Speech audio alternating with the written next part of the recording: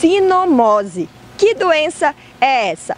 Hoje vamos falar com o médico veterinário, o Dr. Emílio Júnior, que vai nos tirar algumas dúvidas. Bom dia, doutor. Bom dia, Carol. Seja bem-vindo. E aí a gente quer saber, quem está em casa quer saber, o que é a sinomose?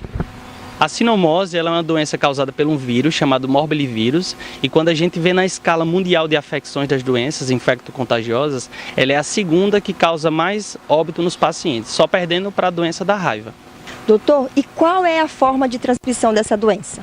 Então, a transmissão da sinomose, por se tratar de um vírus, ela está muito relacionada à parte veicular. Então, aerosóis, contaminações de alimentos, pacientes que são contaminados, que ingerem uma água, um alimento, outro depois saudável vai lá e come isso.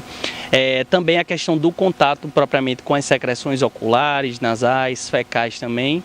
Então, essas são as principais formas de veicular a doença. Assim como também um tutor que de repente tem um paciente que tem sinomose, ao ter contato com outro animal sadio, sem higienizar adequadamente as mãos, tudo isso também pode ser uma forma de veicular a doença. E tem cura? Como é a prevenção dessa doença? Então, a prevenção da doença, ela se dá principalmente por meio da vacinação. Então, a gente tem hoje em dia já protocolos vacinais instituídos para cães filhotes, cães adultos, que é justamente para evitar isso, essa contaminação. Por se tratar de uma doença viral, a gente tem como prevenir o paciente por meio de vacinação. Então, os filhotes, na maioria das vezes, é realizado 3 a 4 vacinas e cães adultos a gente faz de 2 a 3 vacinas. Lembrando que a vacinação deve ser feita anualmente, porque se você só faz a vacina quando o filhote e o paciente depois não faz mais, isso pode comprometer e o paciente adquirir essa doença, mesmo estando vacinado com as primeiras doses. Então, tem a vacinação para prevenir e depois que por acaso, porventura, o animal venha ser contaminado com essa doença, como é a questão do tratamento e a cura? Então, o tratamento hoje em dia é uma coisa que está bastante em discussão na medicina veterinária, porque ela tem várias fases da sinomose. Tem a fase respiratória, a fase digestória, a fase ocular, a fase da pele, que é a fase cutânea, e a pior e a mais grave é a fase neurológica.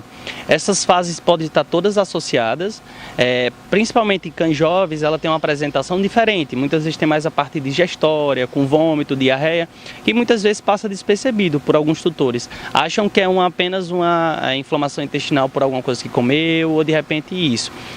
Assim como nos cães adultos, a gente vê mais a parte neurológica, que é a parte mais grave.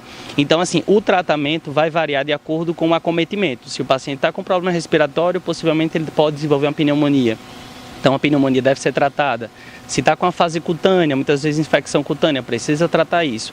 E a mais grave é a parte neurológica. Então, assim, a doença em si, a sinomose, ela não tem um tratamento específico. O tratamento dela é todo sintomático. Então, conforme o que o animal apresenta, é realizado o tratamento. Para finalizar, doutor Emílio, eu queria que você falasse sobre a vacina, quanto custa e também se os animais, após terem essa doença, se eles ficam com algum tipo de sequela.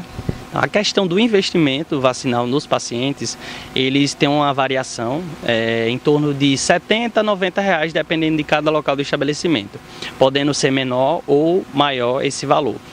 Isso está ligado principalmente à questão do benefício que o seu cão vai ter, porque isso aí é uma doença que realmente, como ela é tão grave, as vacinações hoje em dia ela protege em torno de 97% a 99%.